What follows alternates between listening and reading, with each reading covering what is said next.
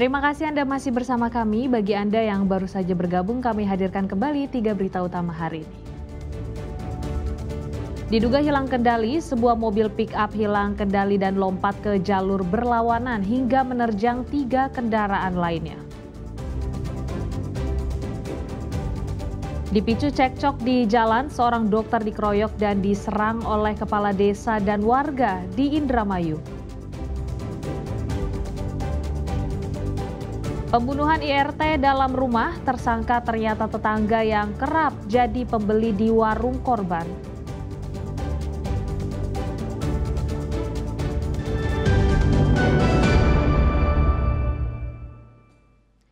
Ratusan pengedar dan pemakai narkoba diringkus jajaran Polres Bogor dalam 3 bulan terakhir. Total barang bukti narkoba yang disita hampir mencapai 6 miliar rupiah.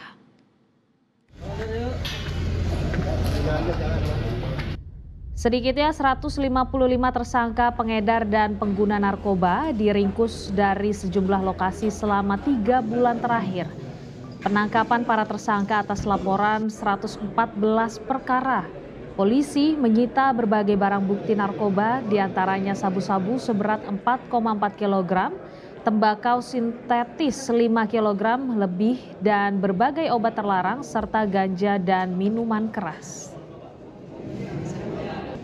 Dari keseluruhan kasus yang dapat diungkap tersebut, telah diamankan 155 tersangka yang terdiri dari 153 laki-laki dan 2 perempuan.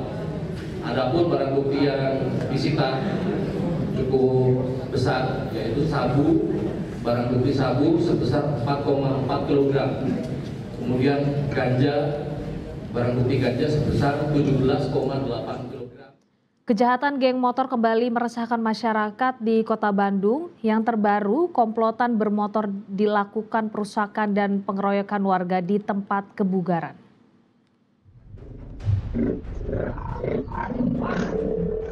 Warga yang sedang berada di parkiran sebuah tempat kebugaran di kawasan Ahmad Yani, Kota Bandung, dikejutkan dengan kemunculan gerombolan pemuda bermotor.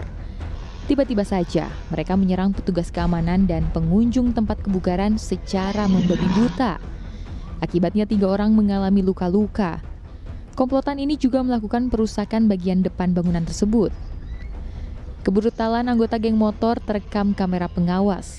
Dari laporan korban dan rekaman kamera pengawas pada Sabtu dini hari, aparat gabungan unit Reskrim Polsekta Batu Nunggal dan Satreskrim Polrestabes Bandung menangkap 5 anggota geng motor. 2 diantaranya masih di bawah umur. Aksi penyerangan ini dipicu karena pelaku tersinggung pada petugas pengamanan tempat kebugaran yang menyaksikan aksi konvoi kelompok motor tersebut saat melintas di depan tempat kebugaran. Sekali lagi saya ingatkan kepada kelompok bermotor manapun yang berani bermain di Kota Bandung akan saya sikat. Tidak boleh ada kelompok apapun berani berbuat anarkis ataupun berbuat pidana di Kota Bandung. Sekali saya ingatkan, tim kami akan terus patroli, tim Prabu, tim Kia Presisi, tim Perintis, seluruhnya kita kerahkan. Dan jika memang mereka melakukan, kami akan tangkap dan kami akan proses sampai seberat-beratnya. Akibat perbuatannya, para pelaku terancam pasal pengeroyokan dengan ancaman 5 tahun penjara. Muhammad Rizal melaporkan dari Kota Bandung.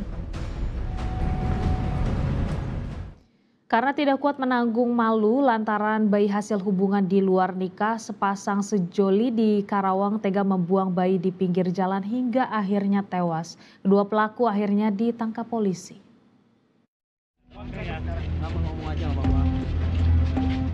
Kurang dari sepekan, pasangan pembuang bayi akhirnya diringkus jajaran kepolisian Resor Karawang.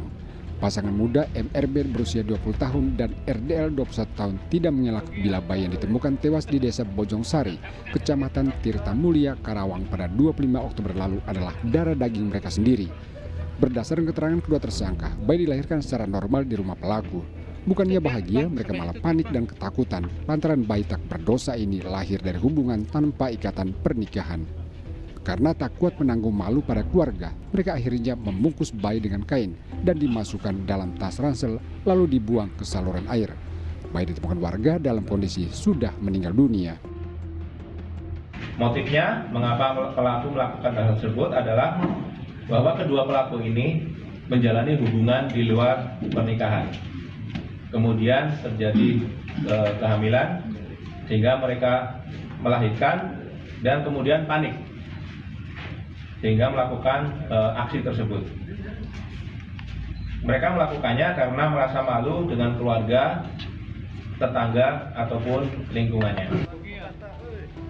Kedua pelaku dijerat pasal 80 ayat 3 Undang-Undang Perlindungan Anak dengan ancaman hukuman maksimal 15 tahun penjara. Akli Yusuf melaporkan dari Karawang.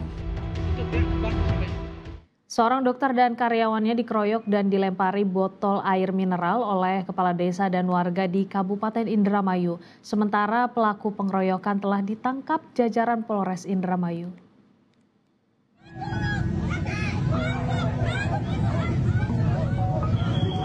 Dokter Baskar dan dua karyawannya dikeroyok oleh sekelompok warga di Kecamatan Anjatan, Kabupaten Indramayu.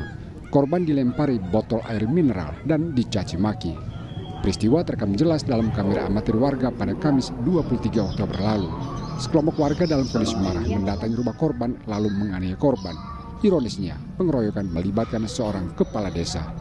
Insiden ini membuat istri dan anak korban ketakutan. Mereka histeris karena rumah mereka diserang. Tidak hanya melukai wajah dan kepala korban, baju dan spion mobil juga rusak. Saya sebagai suami ya Pak, saya sebagai suami mendengar istri saya dicaci maki sumpah serapah itu mungkin ya mungkin kalau semua suami dia Pak di sini itu pasti akan marah gitu Pak. Jadi Bupati Indramayu menyayangkan insiden main hakim sendiri oleh warganya, apalagi melibatkan kepala desa.